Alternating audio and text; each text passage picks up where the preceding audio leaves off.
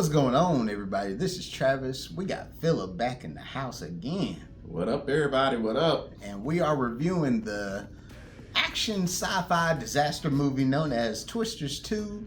It does star Daisy Edgar-Jones, Glen Powell, and Anthony Ramos, and a whole lot of other people in it. Whole lot of people. Yeah, and the basis of this movie is basically about these scientists that are trying to get the twisters from happening so frequently with this one new idea that they have, all while these YouTubers are also storm chasing, also with these other companies.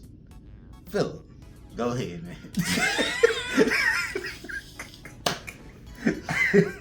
Boy. Well, first, let me get the obvious out the way. Because the premise that the movie is built on, you got to be insane and out your mind to be running towards a storm in the first place. So let's get that out the way.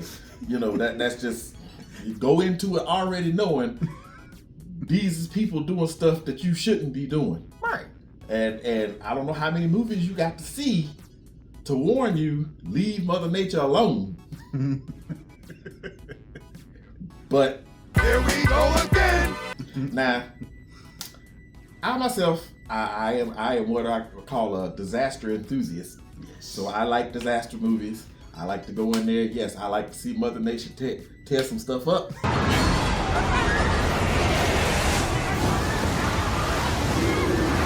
Couple of folks got to die. You know, something got to happen. You know, just wreck shop. You know, just learn the lesson. All day. Mother Nature's gonna do what she got to do. Mm-hmm. And Mother Nature includes animals. Yes. And all sorts of other stuff that we have no control over. So like shark movies, I root for the shark. See you off this. King Kong, yes, tear the city down. Just Right. So when we got a disaster movie, I'm looking for everything to be towed down. Yep. Towed down. You got that kind of. So, and I say that because sometimes you go into these things expecting stuff. Yeah. And you're like, all right, the previews look like they're gonna tear it up. You get in there and then you gotta sit there and wait. I mean, of course, the most perfect example of this is Titanic. Billed as a disaster movie, Yep. but you get 2 hours of love story before we even see Iceberg 1.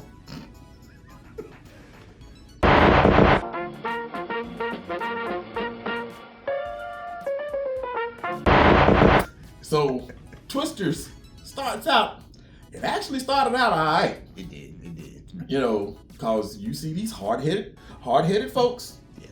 fool with Mother Nature, trying to figure out everything that she doing, how the tornadoes come together and stuff. And then, of course, they got to drive in it. And as you can tell, without giving away too much, Anthony Ramos is the smart one in the beginning. In the beginning. That's all I'm gonna say about In that. the beginning. In the beginning, he's the smart one in the beginning. The rest of them, you fool with Mother Nature and you got the horns. The one of the drawbacks about this movie is you can tell pretty much what's gonna happen because it's predictable with the characters. Very much It's predictable with the characters. So in that opening sequence, you already know pretty much who getting ready to get it. Yeah, it's a little obvious. Gone. If you see these people at the beginning and you've seen the trailer, you know. Yeah. You know. Yeah. So it had promise, but Yeah. then I even hate to tell you, but you know, disaster movies are supposed to have a death toll. Very light. After the beginning sequence, the main characters all live. I'm trying not to spoil it for you, but no, somebody got to die. Somebody's supposed to die. Well, she had a cut on her leg. That was huge. That meant we got a call back to it. That would only matter if they was going to the ocean the next day. It was a deep cut. And some great whites was out there. It's almost healed. 5 years later. See. So the cut didn't matter. So we looking as they show the various people, and then storm chasers show up, and we looking at the folks and who's going, and you can make assumptions about some of them. I mean, I guess it was with the characters being predictable. That's what kind of made it a letdown. Yeah. And no offense to Daisy Jones, who's the female lead in there, but it almost felt like y'all wanted Brie Larson and couldn't get her. So you got Daisy Jones. Now I see what you mean. I see what you mean now. That makes a lot of sense now. Because of the look, having to help save folks. Yeah, if you had Brie Larson, you could see her. Yeah, it would work. But use your Captain Marvel powers. Let him get out. But you didn't get that. So you got Daisy Jones instead, and it wasn't a bad acting job. She played the role for what it was, but. Like I said, it was predictable. You knew where they were going with it. You knew she was going to end up, for lack of better words, switching sides. Yeah. So and you can tell right off who the butthole was going to be. They followed the '90s tropes very much in this movie. Yeah. So that's probably why people love the movie. I mean, I'm not jumping on the bandwagon saying it was the greatest thing in the world like everybody else is saying. Mostly those people who watch maybe 2 movies this whole year. So, don't listen to them. So, and you figure out who the potential love interest is. So, stay toxic, because apparently that's what's gonna work. Toxic. So, Treya, what did you think? I thought this movie was just fair.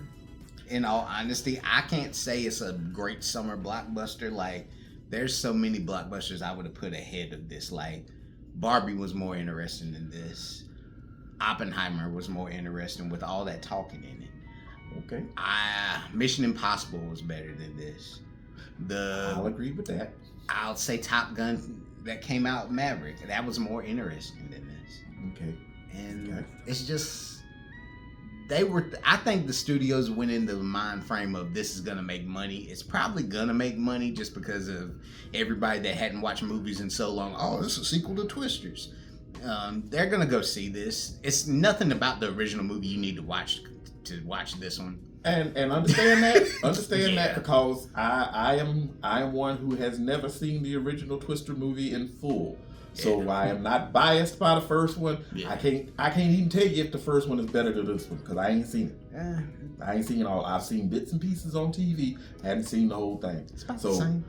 So don't think I'm sitting up here biased like, ooh, the first one was so much more better. I can't tell you that yet. Yeah, I've seen them and I've watched both of these in full, and they happen. That's the best way I can say it. They happen. I don't see the greatness in the original Twisters. I just thought it was fair. If I have to give this a score, it's just a C. And I think I will have to concur with my partner Trav here. Because, again, I approach it from you spending your hard-earned money. Yeah. So, it's not so good that I would tell you to run out and spend the money. Mm-hmm. But it's not so bad that I can't tell you to save your money. Yeah. So it's just kind of like... take that chance. Flip the coin. Yeah, just flip. Heads you go see it, tails you don't. I mean, look, either you're going to be out of money going to see it in the theater, or you're going to be out of money pre-ordering it for $25. So... you're really not going to be hurting. You're not going to be winning or losing either way. So, yeah, and I mean, again, if you're a disaster movie enthusiast like myself, you'll see some damage, but there could have been more. Watch The Day After Tomorrow. If you're not prepared for the overload of country music that just happens at random times in the movie, out of nowhere with no preparation for you, or even a signal of we're about to give you some music, don't watch it. because you're just gonna get it out of nowhere. Just like me and him conversation, I'll probably insert some random country music that starts playing. And So yeah, that's literally how 90% of the movie is. and I'm not necessarily a country music enthusiast. It didn't take away from the movie. I'll say that it wasn't so bad that it took away from the movie, but it didn't necessarily add anything either. No. So like After that opening sequence where the few notable deaths that did happen, I was messing with Trav and I started singing "It's So Hard to Say Goodbye to Yesterday." Yep. And he's like, "No, you gotta do it in the style of Garth Brooks." Yep. I was like, you know what? You're right. And that's all we got the rest of the movie. If a man's doing some, this man stinks. We're in Oklahoma now. That was all the country you got. Like, I had to Shazam some of it because I felt like I was like, nah, this is fake. Nope, this is a real artist. Okay. Yeah, there is an actual soundtrack, guys. There is a soundtrack. So if you like what you hear in the movie, then you can support it. So for now, we gonna leave you with what we said for Twisters, the solid C, and if you go see it and you come up with something that we didn't see, put it in the comments. Yes. Let us know. Reach out. Let us know, and we'll mull it over and get back to you. Just. To borrow a phrase from my son, his favorite word was something that's so meh. Obligatory country song.